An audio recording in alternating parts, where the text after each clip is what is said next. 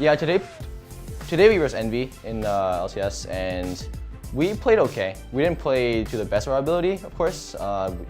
Game 2 especially was really unclean. Game 1, I think that is more on their mistakes. They their bot lane died a couple times in lane, which really shouldn't happen because Morgana is really good into Alistar because she can pretty reliably black shield if you're like good reaction time. So yeah, it wasn't that great, but I think that's a good stepping stone for being in form for playoffs.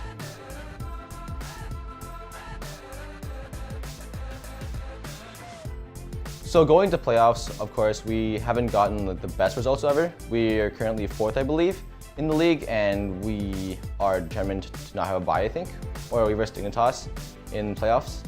So of course, we're not really happy about that, but there's not much we can do anymore. It's out of our control. Like, I think that if some other teams mess up, then the rankings will be changed a little bit, maybe. But overall, we are not really impressed with how we perform during the split. But I think right now we're making steady progress, and we're finally becoming a team that's really proactive, and our early game is a lot better than before, especially with all the early game jokes last split. It's really we always thought about it, and we found a sure way to fix them and push our leads to the maximum. So we're getting really good, I think.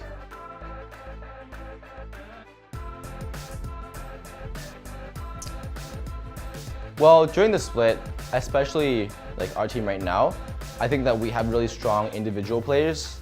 For example, just Jensen's in general has been playing out of his mind. Contracts has been really consistent now, and there was some other issues, but we got past those really easily in the past couple of weeks.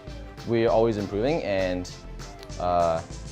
yeah, comparing the beginning of the split till now, the rate of improvement is so drastic. I think that for me, actually the series first time against Envy was the biggest eye-opener for me.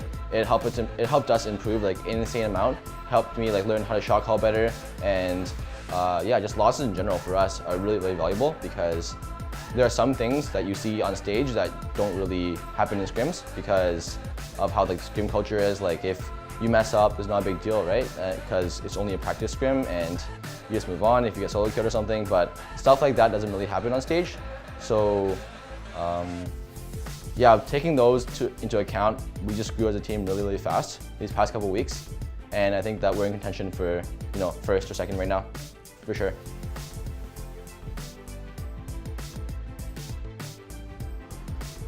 From the beginning of the split to now, we've actually did meet a lot of our goals that we set for ourselves. Well, me personally, I kind of set myself things I have to work on, and I try my best to work on those things individually first, and then as they compile up, even no matter how small it is, it could be me talking slower in game, or something as simple as talking to my ADC more, Sneaky, right?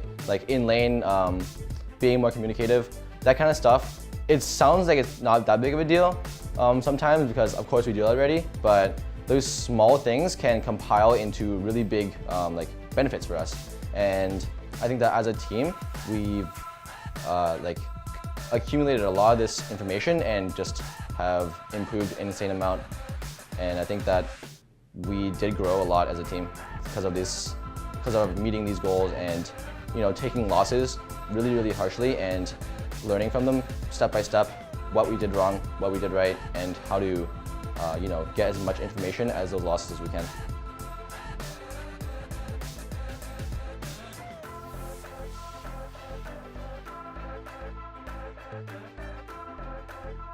Well, I think a big thing for motivation for me is being able to enjoy the job it's not really a job actually, being able to enjoy what I do.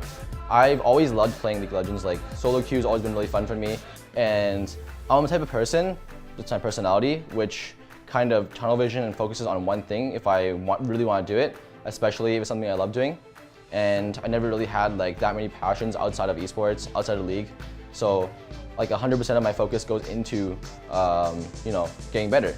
And I guess here I am now. But yeah, as me as a person, I've like always, in general, just put like I tunnel vision on like one or two things and just keep on improving those things until I perfect or and like I don't know, stay motivated.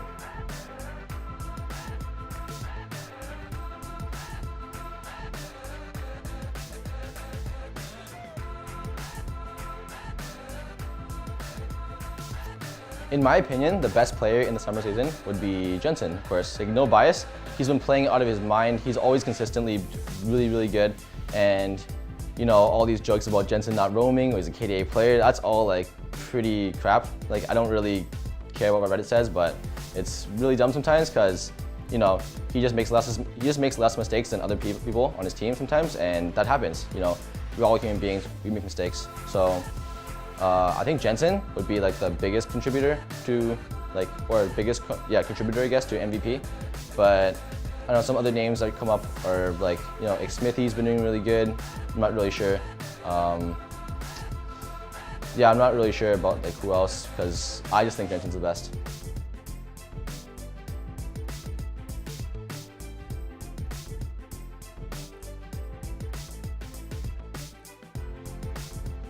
I think that if I were to judge my split this season, it would be probably around 7 or 6 right now at this point.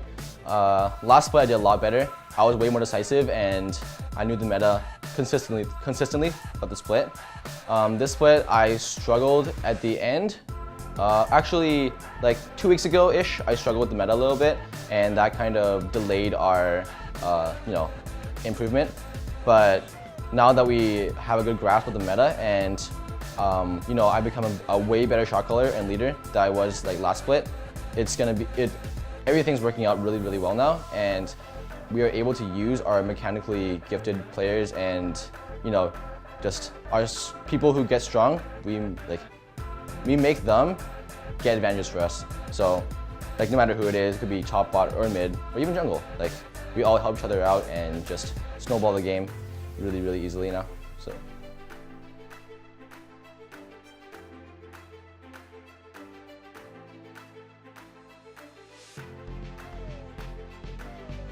Well, I can't really say much about the postseason because, it's like a couple months from now. We're not really focusing on like what we're gonna do for vacation or whatnot. Like, that's not something that's on my mind at least.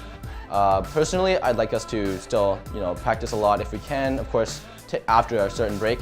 But for me, I get really bored of break like really easily. For example, if I go on like vacation or something to like, whatever place, like Hawaii or whatnot. I've never been to it before, but I get really bored really easily. So I like crave playing League again after like maybe a couple days at most.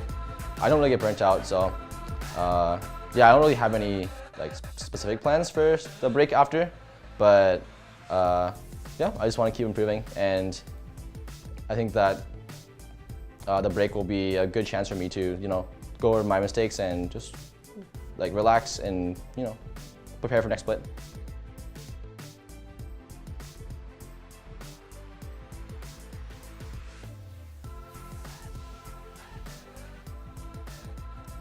In my opinion, well, right now it's really, really hard to tell what team is gonna like do well at Worlds or who's gonna win the or finals at Worlds. It's almost impossible right now because SKT is doing really bad right now, even though they were the favorites to win it all again, and like no NA team has been really, really amazing right now, I think. So for NA, for us, I'm not really sure like who's the best. I think that we're really, really good right now. So we'll see what happens in playoffs, but it's really, really hard to tell like who would be the best until we actually see playoff results and actually play in Worlds in general. So it's a really hard question to answer, I think.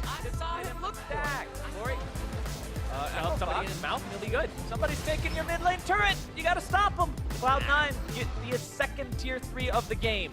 Inhibitor now exposed. Sneaky will continue putting auto attacks into that until someone tries to stop him. But Echo Fox is not in a place to really try to do that right now. The fights are so hard to take, and Katie is still going to go in anyway. Impact looking for somebody in the alone and can't do anything. Too dead. Cloud9 may just find their win right here. The pull on the Keith and a rampage for Sneaky. Gate now jumps on. He's done too. A double kill for the AD carry. And they're going to make this one a clean ace for Cloud9. And this, 21 minutes in, they're going to take this. This is super close to being the fastest game of the split. 23:08 is the fastest game of the split, and they are nearly going to beat it by 2 whole minutes. Cloud9, we said they wanted to go into playoffs on a hot streak. They made a statement right there. We're looking at less